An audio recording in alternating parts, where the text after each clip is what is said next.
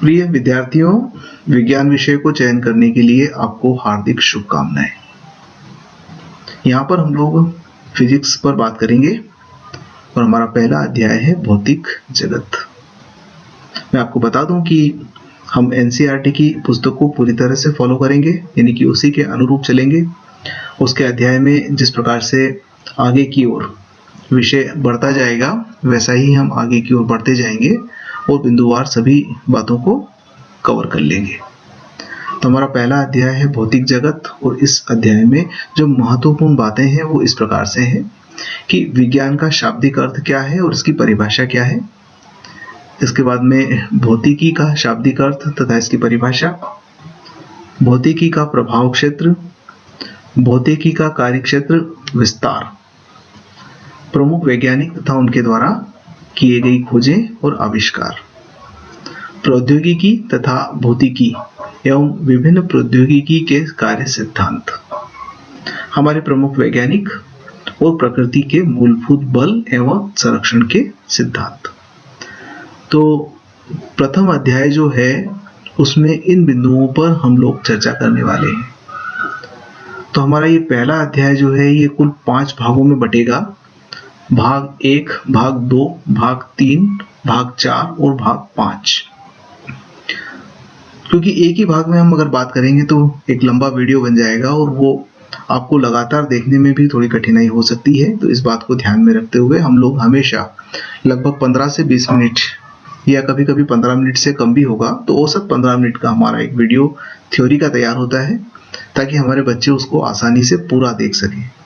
और एक बात ध्यान रखिएगा कि जब आप पूरा वीडियो देखते हैं तो आखिरी तक की बातें आ जाती हैं और अगला वीडियो जब लेंगे तो जिस प्रकार कड़ी जुड़ती है उसी प्रकार से हमारे सब्जेक्ट की भी कड़ियां जुड़ती है।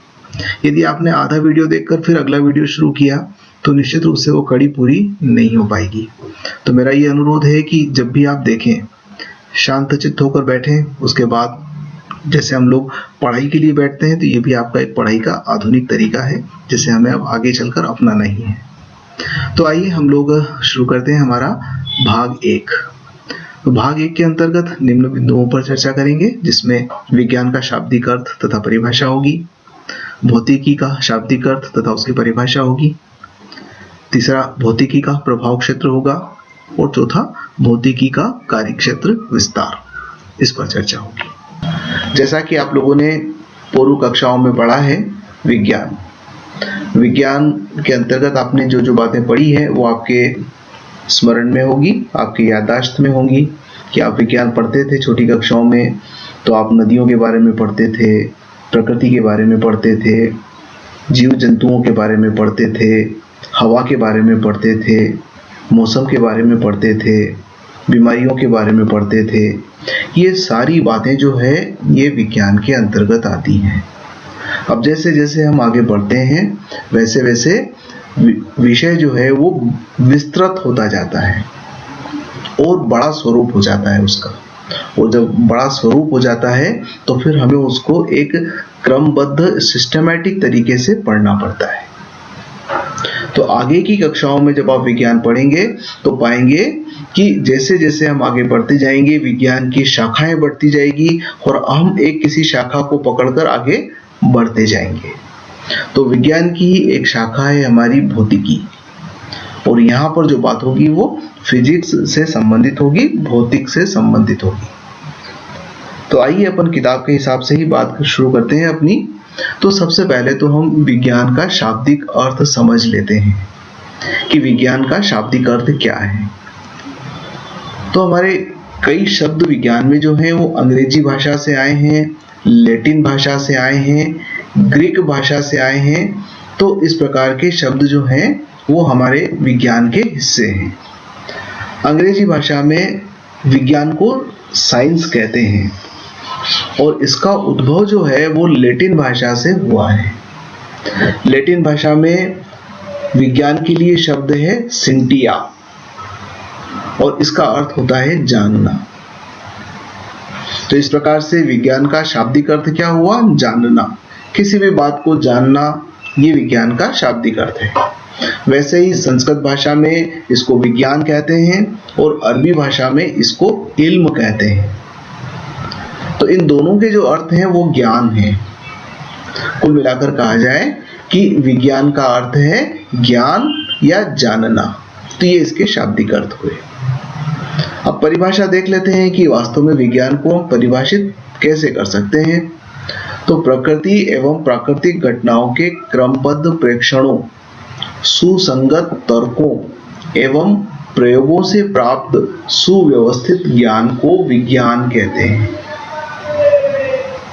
अब आप देखिए कि बात जो होगी वो किससे संबंधित होगी? प्रकृति से संबंधित होगी, प्राकृतिक घटनाओं से संबंधित होगी। और इन सब बातों को हमें कैसे पढ़ना है? क्रमबद्ध प्रेक्षणों के माध्यम से पढ़ना है। ऑब्जर्वेशंस, हम इन घटनाओं को सूक्ष्मता से देखेंगे, महसूस करेंगे, उनसे संबंधित जानकारियों को इकट्ठा करेंगे, उनको क्रमबद्ध जमाएंगे। तो ये कहलाता है क्रमबद्ध प्रेक्षण। दूसरा है सुसंगत तर्क। जब हमारे प्रेक्षण इकट्ठे हो गए तो हम फिर तर्कों के आधार पर कि ऐसी घटना घटी थी तो इसका कारण ये हो, ये घटना घटी थी तो इसका कारण ये है, तो इस प्रकार के तर्क देंगे, तर्कों की पुष्टि करेंगे, एक दूसरे से इनको आपस में जोड़ेंगे। तो इस प्रकार से सुसंगत तर्कों के आधार पर फिर प्रयोगों से प्राप्त जो जानकारियां होगी। विज्ञान में प्रयोगों का बड़ा महत्व है। कोई भी बात जो है वो मन गढ़ंत नहीं होती, जो भी बात होती है उसकी पुष्टि होती है। तो प्रयोगों से प्राप्त और फिर ज्ञान कैसा? सुव्यवस्थित तरीके से प्रकृति और प्राकृतिक घटनाओं का इन सभी तरह से प्राप्त किया गया ज्ञान विज्ञान कहलाता है। ये हमारे विज्ञान की परिभाषा हुई। तो शुद्ध रूप से हम प्रकृति और प्राकृतिक घटनाओं के बारे में बात करेंगे। अब अगर मोटे मोटे तौर पर देखा जाए तो प्राकृतिक विज्ञान को दो भागों में विभक्त किया जा सकता है। ये जो विज्ञान है इसको सबसे पहले हम दो भागों में बांट लेते हैं। एक को कहते हैं भौतिकीय विज्ञान और दूसरे को कहते हैं जीव विज्ञान। अब भौतिकीय विज्ञान के अंतर्गत क्या आएगा? तो भौतिक जगत से संबंधित जो बात आएंगी वो सब भौतिकीय विज्ञान के अंतर्गत आएंगी। फिर आगे चलकर हम इसको भी विभिन्न शाखाओं में बांटेंगे। तो भौतिकी विज्ञान की शाखा भौतिक शास्त्र बनेगी, रसायन शास्त्र बनेगी, भूगर्भ शास्त्र बनेगी, समुद्र विज्ञान बनेगी, अंतरिक्ष विज्ञान बनेगी, कंप्यूटर विज्ञान बनेगी, सूचना प्रौद्योगिकी विज्ञान बनेगी। तो इस प्रकार की बहुत सारी शाखाओं में फिर हमारा भौतिकीय विज्ञान बंटने वाला है जैसे जैसे आगे जाएंगे। क्योंकि पढ़ना इस प्रकृति के बारे में, आप सोचो कि ये प्रकृति जो है कितनी विशाल है, और जब इस विशाल प्रकृति का अध्ययन करना है और वो सुव्यवस्थित तरीके से करना है तो हमें हर चीज को ठीक तरह से बांटकर और उनको शाखाओं में बांटकर पढ़ना पड़ेगा। तो पहला तो हो गया भौतिकीय विज्ञान और दूसरा हो गया जैव विज्ञान। अब जैव विज्ञान क्या है? तो इसके अंतर्गत हम लोग बात करते हैं जीव जंतुओं के बारे में। जीव जंतुओं का एक बहुत बड़ा विशाल संसार है। समुद्र में रहते हैं, भूमि पर रहते हैं, नभचर होते हैं यानी कि पक्षी जो आकाश में उड़ते हैं, सूक्ष्म जीव होते हैं। तो ये सब क्या कहलाते हैं? जैव जगत में कहलाते हैं। दूसरा फिर वनस्पति विज्ञान। वनस्पतियां विभिन्न प्रकार की हम अपने चारों ओर देखते हैं, नाना प्रकार की वनस्पतियां हैं, पेड़ पौधे हैं। तो ये सब चीज जो है वो जैव विज्ञान के अंतर्गत आएगी, यानी कि जीव जंतु तथा वनस्पति से संबंधित बात होगी वो जैव विज्ञान कहलाएगी, और उसके अतिरिक्त जितनी बात होगी वो सब भौतिकीय विज्ञान कहलाएगी। अब आइए हम लोग हमारा जो विषय है उस पर आ जाते हैं। तो भौतिकीय विज्ञान का एक विषय है भौतिकीय, या जिसको हम भौतिक शास्त्र भी कहते हैं। तो यह भौतिकीय विज्ञान की एक शाखा हुई। भौतिकी क्या है? तो भौतिकी को अंग्रेजी में फिजिक्स कहते हैं। इसका जो इंग्लिश शब्द है वो क्या है? फिजिक्स। और फिजिक्स जो है वो ग्रीक भाषा से आया है, और ग्रीक भाषा में इसका अर्थ होता है प्रकृति। अर्थात फिजिक्स का ग्रीक भाषा में शाब्दिक अर्थ हुआ प्रकृति, यानी कि हमें इस प्रकृति के बारे में अध्ययन करना है। संस्कृत में इसका शब्द है भौतिकी, और इसका उपयोग भौतिक जगत के अध्ययन से संबंधित है, यानी कि भौतिक जगत के लिए किया जाता है। अगर परिभाषा देखें भौतिक विज्ञान की, तो भौतिकीय विज्ञान की वह शाखा है जिसके अंतर्गत प्रकृति एवं प्राकृतिक घटनाओं का अध्ययन किया जाता है। तो मूल रूप से जिसका शाब्दिक अर्थ ही प्रकृति है, तो प्रकृति और प्रकृति में घटने वाली समस्त घटनाओं का अध्ययन भौतिकी के अंतर्गत ही किया जाएगा। भौतिकी का संबंध जो है वो मूल रूप से दो बातों से है। आप ध्यान रखिएगा, ये दो बातें मेन है। जब भी फिजिक्स की बात होगी तो दो बातें आएगी, एक तो आएगा द्रव्य और दूसरा आएगा ऊर्जा। तो द्रव्य किसे कहते हैं? द्रव्य वे पदार्थ होते हैं जिसमें द्रव्यमान होता है, जो स्थान घेरते हैं, वो द्रव्य कहलाते हैं। और दूसरा ऊर्जा, तो ऊर्जा के बारे में हम जानते हैं कि कार्य करने की क्षमता को ऊर्जा कहते हैं। ऊर्जा अदृश्य है, दिखाई नहीं देती। जब भी कोई कार्य संपादित होता है तो उसमें ऊर्जा संलग्न होती है, यानी कि ऊर्जा का अपना भाग होता है। ऊर्जा के अनेक रूप हैं, जिसमें विद्युत ऊर्जा है, प्रकाश ऊर्जा है, ध्वनि ऊर्जा है, चुंबकीय ऊर्जा है। ये विभिन्न ऊर्जाओं के स्वरूप हुए और ऊर्जा को एक रूप से दूसरे रूप में बदलते हैं। ये कहलाती है अंतःक्रिया। तो फिजिक्स में जो भी बात होगी वह द्रव्य से संबंधित होगी, ऊर्जा से संबंधित होगी और उनकी अंतःक्रियाओं से संबंधित होगी। तो ये भौतिकी के अंतर्गत हम बात करेंगे। बच्चों, सेकंड स्लाइड में हम लोग बात करेंगे भौतिकी का प्रभाव क्षेत्र। अब भौतिकी के प्रभाव क्षेत्र से क्या मतलब है? तो मूल रूप से हम अगर समझें तो दो बातें करेंगे कि एक तो संसार जो हमें दिखाई देता है और एक वो संसार भी है जो हम दिखाई नहीं देता। उसको विभिन्न घटनाओं में महसूस किया जा सकता है। तो जो हमें कुछ दिखाई देता है वो सब कहलाता है स्थूल, उसको स्थूल बोलते हैं। पृथ्वी हमें दिखाई देती है, तारे हमें दिखाई देते हैं, चंद्रमा दिखाई देता है, पेड़ पौधे दिखाई देते हैं, चलती हुई वस्तुएं दिखाई देती है, पहाड़ दिखाई देते हैं, मशीनें दिखाई देती हैं। तो ये सब चीजें जो दिखाई देती हैं ये सब क्या कहलाती हैं? स्थूल कहलाती हैं। और दूसरा जो है वो है सूक्ष्म क्षेत्र। तो भौतिकी के जो क्षेत्र हैं वो दो मूल क्षेत्र हैं, एक है स्थूल क्षेत्र और दूसरा है सूक्ष्म क्षेत्र।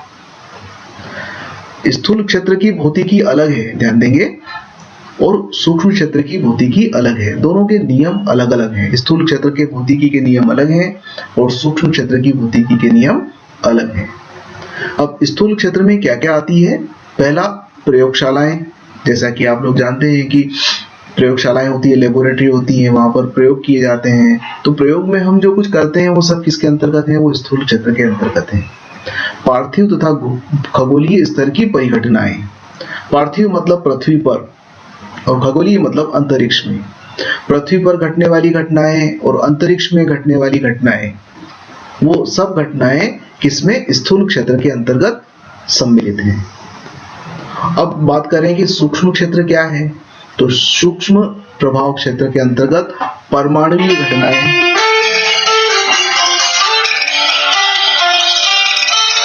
पॉजिट्रॉन है, न्यूट्रिनो है, एंटी न्यूट्रिनो है, तो ये सारे जो कण हैं ये मूलभूत कण कहलाते हैं, अति सूक्ष्म कण कहलाते हैं। इनकी अन्योन्य क्रियाओं पर विचार किया जाता है। तो इसके नियम कुछ अलग होते हैं। इसको अपन बोलते हैं इंग्लिश में क्वांटम फिजिक्स। तो उसके नियम लागू होते हैं सूक्ष्म प्रभाव क्षेत्र पर। तो ये बात होगी। तो बच्चों, जैसा कि अपन समझ गए कि भौतिकी को हम मूल रूप से दो भागों में बांट रहे हैं, एक तो है स्थूल और दूसरा है सूक्ष्म। तो स्थूल भी आपने देख लिया और सूक्ष्म भी आपने देख लिया। तो जो स्थूल है उसको एक और नाम देते हैं, वो कहलाती है चीर संबद्ध भौतिकी। चीर संबद्ध भौतिकी या क्लासिकल फिजिक्स कहते हैं इसको अंग्रेजी में। तो इसके अंतर्गत मुख्य रूप से स्थूल परिघटनाओं पर विचार किया जाता है। यानी कि जो सारी बातें हैं, प्रयोगशाला, पार्थिव, खगोलीय घटनाएं, ये सब जो हैं ये किसके अंतर्गत आती हैं? चीर संबद्ध भौतिकी के अंतर्गत आती हैं या क्लासिकल फिजिक्स के अंतर्गत आती हैं। इसके जो विभिन्न भाग हैं उसमें यांत्रिकी यानी कि मशीनों से संबंधित बात होती है, विद्युत गतिकी यानी कि विद्युत ऊर्जा से संबंधित बात होती है, प्रकाशिकी यानी कि प्रकाश ऊर्जा से संबंधित बात होती है, ऊष्मा गतिकी यानी कि ऊष्मा ऊर्जा और उसकी विभिन्न घटनाओं पर संबंधित बात होती है। तो ये सारी बातें किसमें आती हैं? चीर संबद्ध भौतिकी या क्लासिकल फिजिक्स। ये सब स्थूल क्षेत्र से संबंधित हैं। इसमें न्यूटन के नियम लग जाते हैं, गुरुत्वाकर्षण के नियम लगते हैं। तो ये हुई बात हमारी स्थूल प्रभाव क्षेत्र से संबंधित। अब यदि अपन सूक्ष्म की बात करें तो सूक्ष्म में जैसा कि अपन ने पहले बात किया है कि परमाणुवीय घटनाएं, आणविक घटनाएं, नाभिकीय घटनाएं, ये सब किस में आती हैं? सूक्ष्म में आती हैं। सूक्ष्म में लंबाई भी सूक्ष्म, द्रव्यमान भी सूक्ष्म, समय भी सूक्ष्म, सब चीजें सूक्ष्म हो जाती हैं, जिसमें इलेक्ट्रॉन का अध्ययन, फोटोन का अध्ययन और ऐसे कई सारे मूलभूत कण कहलाते हैं, उनके अध्ययन से संबंधित बात होगी। वो क्या कहलाएगी? सूक्ष्म प्रभाव क्षेत्र की घटनाएं कहलाएगी। इसको अपन क्वांटम फिजिक्स भी कहते हैं। तो फिजिक्स में दो भाग हो गए, एक तो क्लासिकल फिजिक्स और एक क्वांटम फिजिक्स। ये जो क्वांटम फिजिक्स है ना, ये 1900 के बाद की फिजिक्स मान सकते हैं अपन। इसके बड़े बड़े वैज्ञानिक में जैसे अल्बर्ट आइंस्टीन है, श्रोडिंगर है, हेंजनबर्ग है, सत्येंद्रनाथ बोस हैं, रोजन है, ये सब क्वांटम फिजिक्स के बड़े बड़े वैज्ञानिकों के नाम हैं। जबकि अगर क्लासिकल फिजिक्स में बात करें अपन तो इसमें न्यूटन है, गैलीलियो है, ये वैज्ञानिक किसके हैं? ये यांत्रिकी या चिर संबंध भौतिकी से संबंधित है। अब तीसरी स्लाइड में हम बात करते हैं कि भौतिकी का कार्य क्षेत्र कितना विस्तृत है। मैंने बताया था कि भौतिकी जो है वो प्रकृति घटनाओं का अध्ययन है, यानी कि हम इस पूरी प्रकृति का अध्ययन करते हैं। अब प्रकृति के अंदर तो सूक्ष्म से सूक्ष्म वस्तुएं भी आ गई, जैसे इलेक्ट्रॉन, और विशाल से विशाल वस्तुएं भी आ गई, जैसे कि ये पूरा विश्व। तो सूक्ष्म से सूक्ष्म और विशाल से विशाल इन घटनाओं का अध्ययन अगर करना है हमको, तो विभिन्न पैमाने ले लेते हैं। जैसे एक लंबाई हमारी भौतिक राशि है, तो हमें सबसे छोटी लंबाई किसका मापन करना पड़ सकता है और सबसे बड़ी लंबाई किसका मापन कर सकते हैं। तो आइए अगर अपन देखें कि लंबाई की बात करें तो इलेक्ट्रॉन, प्रोटॉन या नाभिक, इनसे संबंधित जो लंबाइयां होती है वो 10⁻14 मीटर के आसपास होती है। 10⁻14 कोटि की होती है। और इसके विपरीत अगर अपन खगोलीय घटनाओं की बात करें, जिसमें मंदाकिनी यानी कि आकाश गंगाएं आ जाएगी, संपूर्ण विश्व आ जाएगा, तो अगर इसके विस्तार की बात हो तो 10⁻26 मीटर, यानी कि लंबाई में 10⁻26 मीटर की कोटि की बात करेंगे। तो लंबाई का अध्ययन करने की जब बात होती है तो 10⁻14 मीटर से लेकर 10⁻26 मीटर तक की लंबाइयां इसके अंतर्गत आ जाती हैं। ये हमारे भौतिकी का विस्तृत स्वरूप बताती हैं। समय की बात करें तो परमाणुईय घटनाएं 10⁻22 सेकंड में संपन्न हो जाती हैं। और वहीं यदि खगोलीय घटनाओं की बात करें तो प्रकाश एक तारे से जब पृथ्वी पर आता है तो उसको अरबों साल लग जाते हैं। कई तारे हमसे खरबों किलोमीटर की दूरी पर हैं। तो ऐसे में समय जो है वो 10⁻18 सेकंड तक का हमें गणना करना पड़ती है। तो समय की जो परास है वो 10⁻22 सेकंड से 10⁻18 सेकंड तक की है। और इसी प्रकार से यदि द्रव्यमान परास की बात करें तो 10⁻30 किलोग्राम ये इलेक्ट्रॉन के द्रव्यमान के तुल्य है। और बड़े से बड़ा द्रव्यमान 10⁻55 किलोग्राम ये विश्व के द्रव्यमान के तुल्य है। तो आप देखिए कि इलेक्ट्रॉन का द्रव्यमान 10⁻30 और विश्व का द्रव्यमान 10⁻55 किलो, ये परास है हमारी द्रव्यमान की। तो इतना विशाल कार्य क्षेत्र है भौतिकी का। मूल रूप से हम जो बात कर रहे हैं इस चैप्टर में वो भौतिकी का परिचय ले रहे हैं। हमें मोटे मोटे तौर पर ये जानकारी हो जाए कि फिजिक्स वास्तव में क्या है और हमें किस प्रकार से इसमें आगे बढ़ना है।